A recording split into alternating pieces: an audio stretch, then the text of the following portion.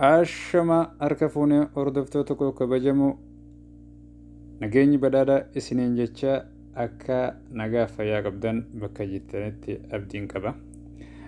Kanaaf hordoftoota koo irra sagantaa ajaa'ibaa barsiisoo isiniif ta'e tokko isiniif qabadeen dhufe.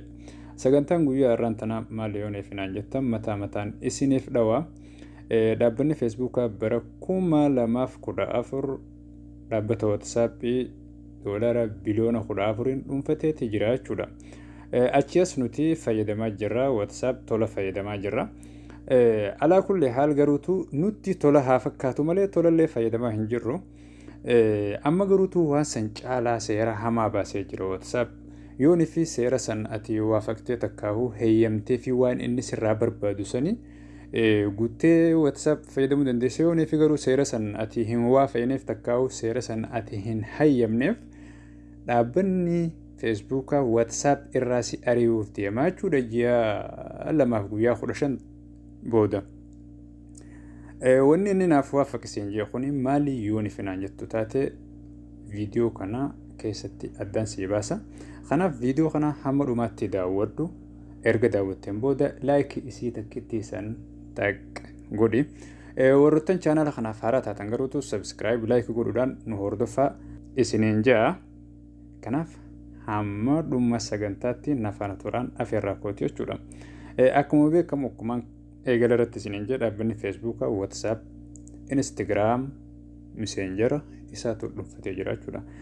Dhaabbanni Feesbuukaa kun yoonii fi kanatti ilaallu fakkeenyaaf WhatsApp, Instagram irratti, Messenger irratti akka waan tola nu fayyaduu nutti fakkaatee baay'ee jaalannee itti fayyadama keenya cimsinee jirra jechuudha. Yeroo ammaan tanaa kana keessattuu.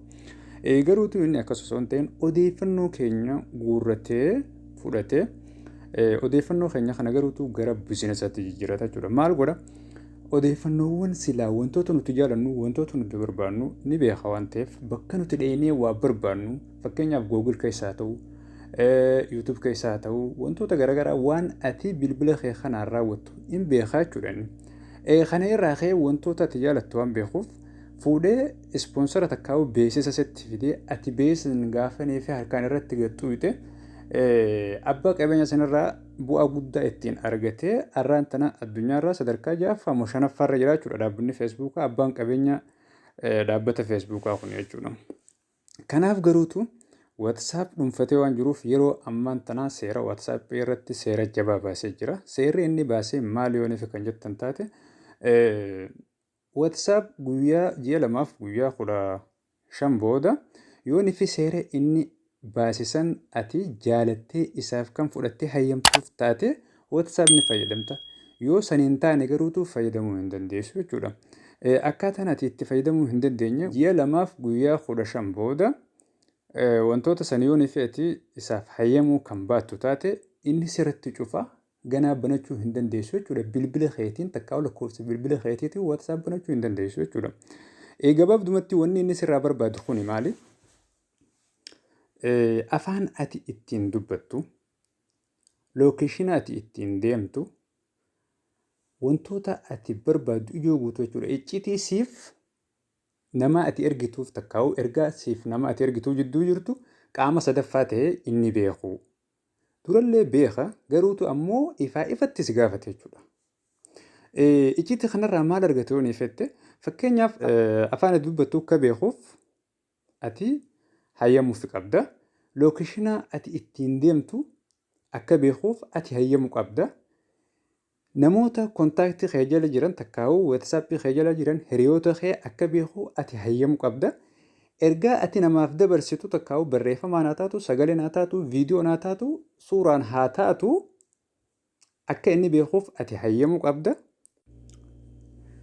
Akkasuma baankii ati itti fayyadamtu beekuudha qaba.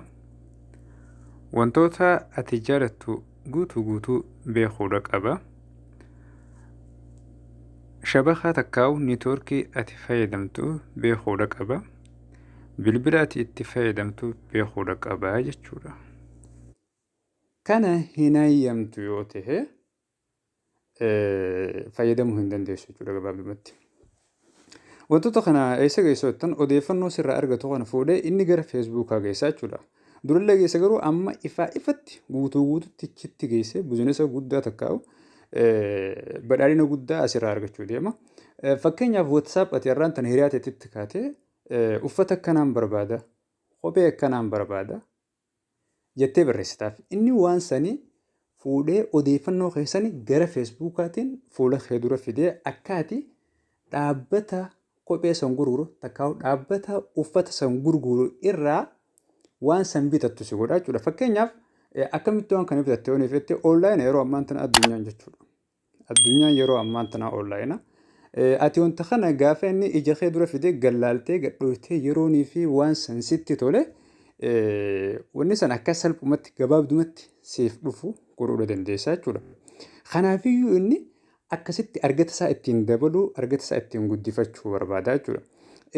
Gara biraatiin ammallee odeeffannoo kee kana yoonii fi odeeffannoon kun kanii fi nama biraatti barbaachisu ta'e dabarseetillee gurgurachuudha mala jechuudha wanni kun. Kanaaf namoonni yeroo ammaan tanaa eessatti garagalaa jira isin hagam takka qophooftan akka mataa keessanitti jechuudha. Hordoftoota tokko barnootaan haga ammaa si kanarraa waa argatta jee yaada akka mataa kootti gaaffiin si gaafadhu. Ati WhatsApp fayyadamuu barbaadda? Wantoota inni si gaafate hunda guuttee eeyyeen yookaan laa. Eeyyeen yookaan lakkii lamaanuma kanaa jechuudha deebiin kee. Eeyyee yoo taate wantoota inni sirraa barbaadu hunda isaa guuttee fayyadamuu dandeessa.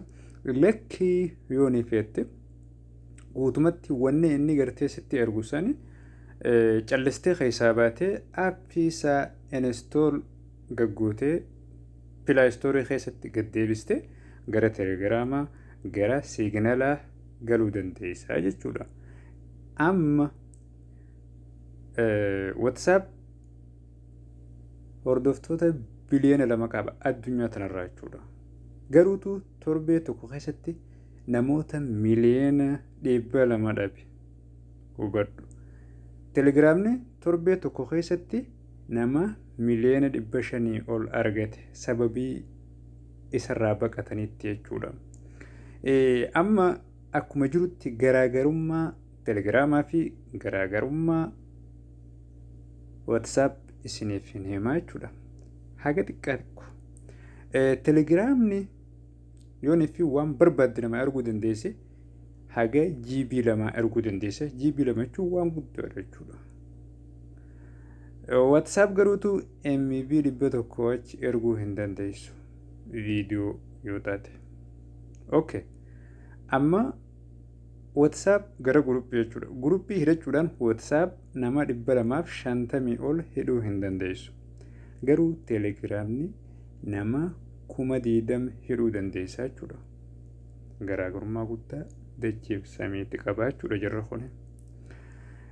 Si tajaajiluu keessatti odeeffannoo kee waan geessuuf hin qabu inni. Fakkeenyaaf Feesbuukni WhatsApp irraa odeeffannoo fudhata.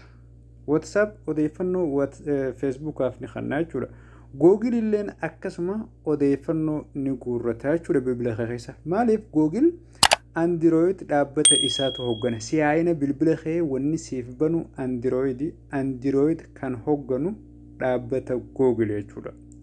Kanaaf hordoftoota tokko aappiin biraa dhiyeenya kana abbaa qabeenya nama isa gameessa addunyaa tanaa nama arraan tana sadarkaa tokkoffaa irra jiru jechuudha. Doolaara biliyoona 185 qabaachuudhaan nama sadarkaa duraarra jiru Elon Musk aappii tokko fuudhee gabbaasee jira. Tola akka itti fayyadamtaniif aappiin kun maal jaa Signal jaama. Signal dhayxee Play Store keessa seentee akkuma WhatsAppitti banachuu dandeessaa jechuudha bilbila keetiin. Kanaaf hordoftoota tokko haga amma waliin turuu keessaniif baay'een isin galatoomfadha. Haga barnoota biraatti walitti deebinutti fayyaanaaf ta'a ulfaadhaan isiniin ja'a. Hammanumaan nagaan naaf tura.